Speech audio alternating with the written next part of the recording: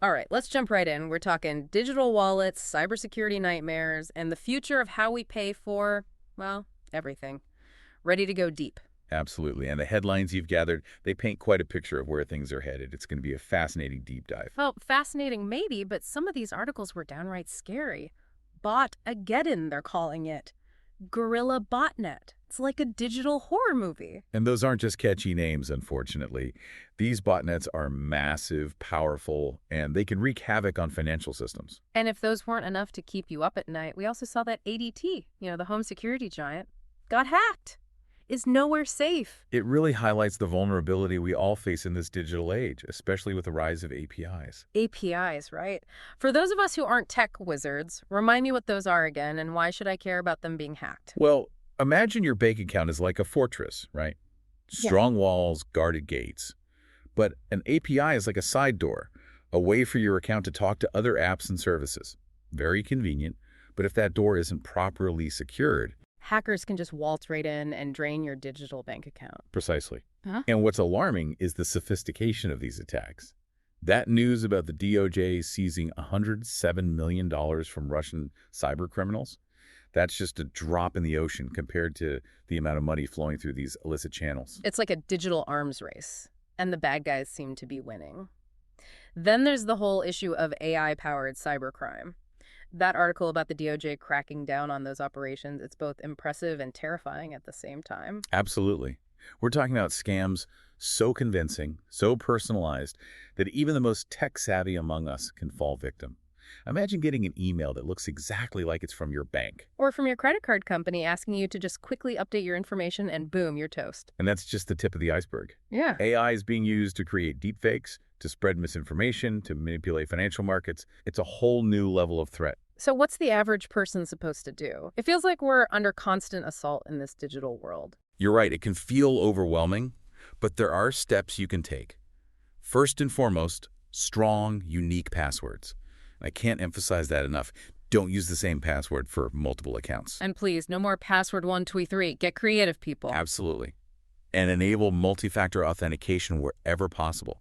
It might seem like a hassle, but it adds an extra layer of security that can make all the difference. Okay, good passwords, multi-factor authentication, check and check. What else? Be wary of everything. Suspicious emails, links from unknown senders, those too good to be true offers you see online. If it smells fishy, it probably is. So common sense still applies in the digital age. Who knew? More than ever. Don't click on anything unless you're 100% sure it's legitimate. And keep your software updated. Those updates might seem annoying, but they often contain crucial security patches. Good old-fashioned digital hygiene. All right, I'm taking notes. So we've covered the cyber threats, but we also saw a lot of news about open banking. Federal Reserve expanding into Canada, the CFPB gearing up for new rules. It's a lot to unpack. It really is. Open banking has the potential to revolutionize the way we manage our finances, but it also comes with its own set of challenges. It's like opening Pandora's digital vault. So for those of us who don't speak fluent fintech, break it down for us. What is open banking and why should we care? In simplest terms, open banking is about giving you, the consumer, more control over your financial data. So instead of my banking information being locked away in some digital fortress, I get to be the key master. Exactly. Imagine a world where you can use an app to analyze your spending habits across all your accounts, not just one bank. Or find the absolute best mortgage rate because you can securely share your financial history with multiple lenders at once. Okay, so more options, more personalized services, more competition among financial providers. That part sounds pretty good. But what about the security risks? We just talked about how dangerous it is out there in the digital world. That's the million-dollar question, isn't it? And that's where those CFPB rules come in. They're trying to strike that delicate balance between fostering innovation and ensuring consumer protection. Because the last thing we need is open banking turning into an open invitation for hackers. Precisely. The more places your data is floating around, the more potential entry points there are for bad actors. So it's about finding that sweet spot between convenience and security. Exactly. And that's why it's so important to have clear guidelines, robust security standards, and a healthy dose of consumer awareness. We need to be smart about how we share our data and with whom. And speaking of sharing, one story that really caught my eye was about Meta partnering with UK banks to fight scams on Facebook. Is that open banking in action? It's a great example of how open banking can be used for good. Hmm. By sharing data securely, banks and tech companies can work together to identify and stop fraudulent activity much more effectively. It's like a digital neighborhood watch, but instead of looking out for suspicious vans, we're looking out for suspicious transactions. Precisely. Yeah. And it highlights the importance of collaboration in this digital age. We're all in this together, and we need to share information and resources to stay ahead of the bad guys. Okay, that makes sense. But then I read this article about the EBA, the European Banking Authority, asking banks to help write the rules for anti-money laundering. Isn't that a little like the fox guarding the henhouse? It definitely raises some eyebrows. The EBA's argument is that banks have the most expertise when it comes to financial crime. They're the ones on the front lines, so to speak. So you're saying it takes a thief to catch a thief. In a way, yes. But I understand the skepticism. There's always a risk that those same banks could use that knowledge to their advantage. It's a tricky situation, that's for sure. We'll have to wait and see how that one plays out. Absolutely.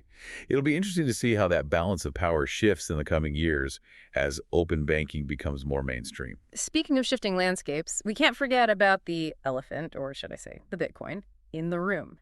Cryptocurrencies are making headlines left and right, and it seems like everyone has an opinion on them. And those opinions are about as diverse as the crypto market itself. Some people see it as the future of finance, while others think it's a speculative bubble waiting to burst. So buckle up, folks, because next we are diving headfirst into the wild world of crypto, where fortunes are made and lost at the speed of light. All right, strap on your digital helmets, everyone, because we are diving into the world of cryptocurrency. I feel like every day there's a new headline, a new tweet, a new meme about Bitcoin or Ethereum. It's definitely a fast-moving world, and it can feel like a whirlwind sometimes, even for those of us who follow it closely. So let's try to break it down. Is crypto having a good year or a bad year? I'm seeing articles about Bitcoin becoming a safe haven asset, and then others about regulatory crackdowns. It's a bit of both, honestly. Yeah. On the one hand, we're seeing more mainstream adoption than ever before. Remember that story about Polymarket, the crypto prediction platform? Well, yeah, where people are betting on everything from elections to sporting events using crypto. Right. Well, they're saying that Trump's odds of re-election are actually going up, at least according to the crypto bets. People are putting their digital money where their political predictions are, it seems. So some people are clearly bullish on crypto, but then you have stories like the SEC going after Coinbase. Yeah, the regulatory landscape is definitely shifting. The SEC argues that some of these cryptocurrencies are actually securities, not currencies, and therefore should fall under their purview. Which Coinbase obviously disagrees with. Absolutely. They're pushing back, saying that these regulations are stifling innovation. It's a classic case of the old guard versus the disruptors. And where do you stand on all this? It's a tough one. I see both sides of the argument. On the one hand, we need clear regulations to protect investors and prevent fraud. The crypto space has had its share of scams and rug pulls, and we don't want to see a repeat of that. Rug pulls. That's when a crypto project suddenly disappears with everyone's money. It's basically a digital heist. Ouch. Yeah, that's not good. Okay, so regulation is important, but But we also don't want to stifle innovation. The crypto space is incredibly dynamic, and new ideas are emerging all the time.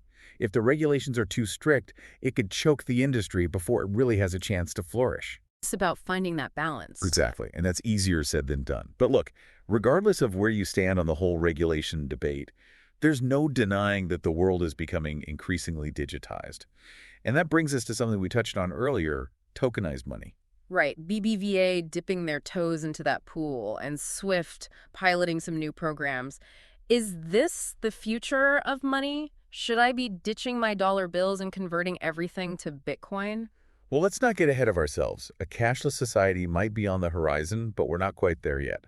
And tokenized money is a little different from cryptocurrencies like Bitcoin. Okay, so walk me through it. What is tokenized money exactly, and how is it different from, say, using Apple Pay? So imagine this.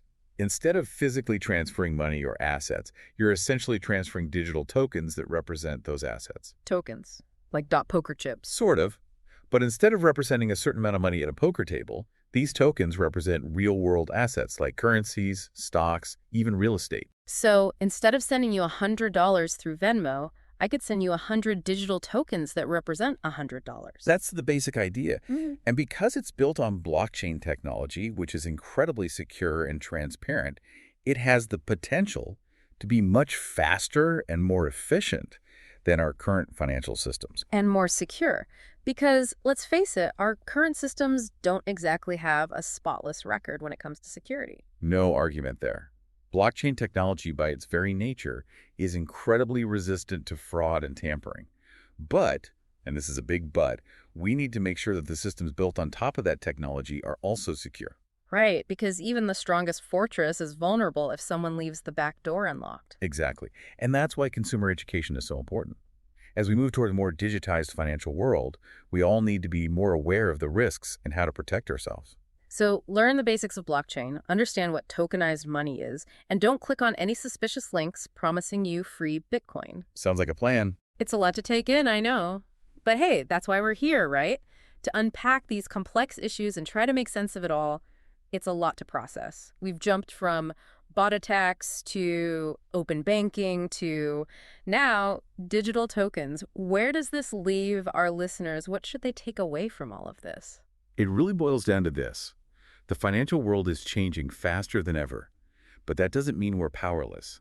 Knowledge is key. So we need to be our own best advocates, educate ourselves. Absolutely. Remember what we talked about. Strong passwords, being cautious about phishing scams, understanding those privacy policies we often ignore. Those little things really do add up, don't they? They do, and remember, you have more control over your financial data than you might realize. You get to decide who you trust, who you share your information with, especially with open banking becoming more prominent. Don't just hand over the keys to your digital kingdom without asking some questions first. Exactly. And when it comes to crypto, well, it's the Wild West out there. Some amazing innovations are happening, but there are also plenty of risks. So don't put all your eggs in one digital basket. Precisely. Diversify, do your research, and don't let the fear of missing out cloud your judgment. This whole tokenized money thing, it's still early days. Exciting, yes, but we need to be cautious and informed as we navigate this new terrain. It's like we're all explorers, charting unknown territory. I like that analogy. Stay curious, stay informed, and maybe pack a digital compass. Because the one thing we can say for sure is that the future of finance is going to be anything but boring. And that's a wrap on another deep dive. We've covered a lot of ground today, from those cybersecurity nightmares to the hopeful potential of open banking and the exhilarating and sometimes perplexing world of cryptocurrency. It's been a fascinating journey, and we're just getting started. Until next time, stay curious, stay informed, and keep exploring the ever-evolving world of finance and technology. Thanks for joining us. See you in the next deep dive.